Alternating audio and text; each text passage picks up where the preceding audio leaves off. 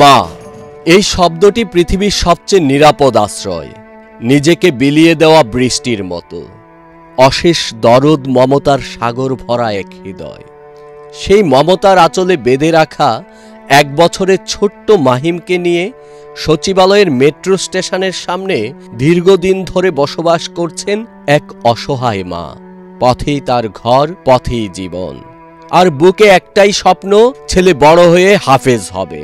ওই দিন এই বাচ্চা বেতনের লেগে আমি বেচতাম না, ওই যে মরে দাম ওই বাচ্চা বেতন না।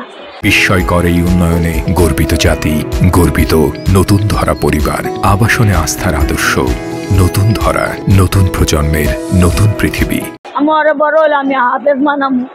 আমি রাস্তার বিক্রি করছি আমার পুলারে আমি মানুষের বাচ্চাতে দিব না, আমি আর 2টা সপ্তাহে দেবো। আমার নীতি সৎ মানুষ এর সাহায্য দিবে, আর যেটা হাত পানো এর দিবে।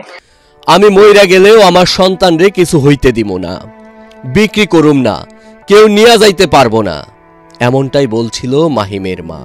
পরপর 3 বার চুরি করতে চেয়েছিল ছোট্ট মাহিমকে। এই রাত জাগা এই মায়ের চোখে আজও ঘুম নেই, ভয় শুধু একটাই, এই বুঝি তার হৃদয় ছিঁড়া ধনটাকে কে যেন ছিনিয়ে নিল। আমি এই বাচ্চা লাগে সারা রাতে রাত হলো ঘুমাই না, দিন বড় নাক টাই না, ঠাড়া রোড নামাতে ঘুমাই, আর রাত হলো ওই বাচ্চা লাগে হঠাৎই বাচ্চাটা কেউ চুরি না করতে পারে। আজ রাস্তার দায়ী পুলিশের অত্যাচারের কারণে আর ডেন্ডু গরুর কারণে থাকতে পারি না। কি করুন, বাচ্চার জিনিস নেগা, চুরি উঠে কাপড় নেগা। 8 মাস যাবত এখানে আছে, বুঝছেন। ওনার বাচ্চাটারে রেখা উনি এদিক সেদিক গেলে পাবলিক আনাচে কানাচে, পাবলিক অনেকের বাচ্চা সন্তান মন্তান হয় না, বাচ্চারা নিয়ে যাওয়ার লেগে আছে, কিন্তু কি উনি দেয় না। মার বাচ্চা তো আর অন্যজনে দিতে পারে না। এই বাচ্চারা 3 বার বাঁচাচ্ছি মানুষের আসতে। আমার মারে আমি ফোন দিয়ে কইছি, আম্মা আপনি শুরু না তীরে আপনার কাছে দেওয়া দেয়, আমি রাস্তার থাকি না ঘর করে তাই আপনার আমি খরচ দিব না, বাচ্চার খরচ দিব না। আমার মা উত্তর দিছে, আমার বাড়ি ঘরে আইতারত না, আমার বাড়ি ঘরে আইলে বাচ্চা লয়ে আইতারত না, মানুষের মুখ দেয় থাকতাম না। আর আর আর বাচ্চারা তুলে এতিমখানা দিয়ে দেয়। ওই বাচ্চা তো শুরু বাচ্চা দুধ খায়, বুকে দুধ খায়, এই বাচ্চারা কিভাবে আমি এতিমখানা দিব? এই মা প্রতিনিয়ত যুদ্ধ করেন প্রকৃতির সাথে, মানুষের সাথে, বাস্তবতার সাথে। অমানুষের লোলুপ দৃষ্টি এড়াতে নিজেকে এলোমেলো পাগলের মতো করে রাখেন তিনি। আপনি রাইতেলে কি করুন, আমি একটা মহিলা মানুষ, বাচ্চা টানুম না পানি টানুম না বাচ্চার কাছে করুন। এই বাচ্চারা ঠিক মতন গোসল আর নিতে গোসল ছাড়া তাই গোসল পারি না, গোসল ছাড়া তাই পাগল বসে তাই রিস্কার লাগে থাকতে পারি না। অনেক ধরনের রিস্কার চালায়, এক ঘুমের মানুষ মরায়, সলে ভিতরে হাত মারে। কি করুন, থাকতে পারি না গোসল ছাড়া তাই রং অবস্থাতেই। নাহলে যে ব্যক্তির ডেলি গোসল দিলে আছে, ডেলি গোসল পারি না। বাড়ি মোহনগঞ্জ, জ্বালা হয়েছে নেত্রকোনা, এনে তো 593 পিলারের কানি তাই, মেট্রো লাইনের তলে তাই, রাস্তায় তাই কর্ম। এই বাচ্চা ভিক্ষা করি, কি করুন, ভিক্ষা করতে দেন না পুলিশে, পাবলিকের টাকা লইতে দেয় না। কি করুন, কি করে কেমন? আর যদি আমার কেউ হেল্প করতো, নাহলে স্যারেরা আসবে কইছি, স্যার আপনার পাবলিকের টাকা লইতে দিবেন না, বইতে দিবেন না, তো আমি কি করে কামো?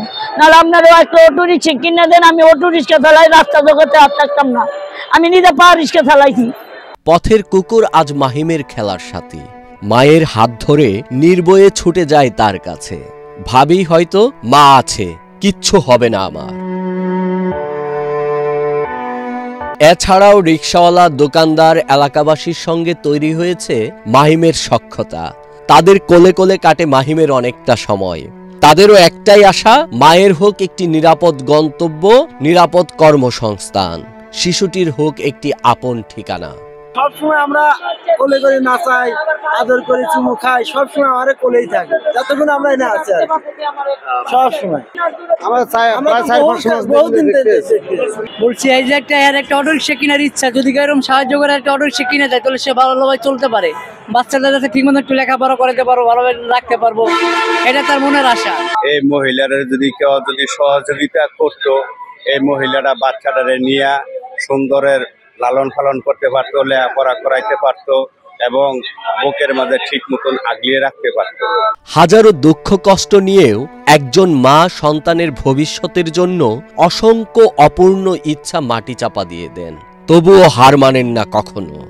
এই সমাজের অবহেলায় পড়ে থাকা অসংখ্য মায়ের মতো এই মায়েরও একটাই প্রার্থনা, আল্লাহ শুধু আমার বাচ্চাটারে বাঁচাইয়া রাখুক, মানুষের মতো মানুষ হিসাবে প্রতিষ্ঠিত করুক, এমনটাই প্রত্যাশা।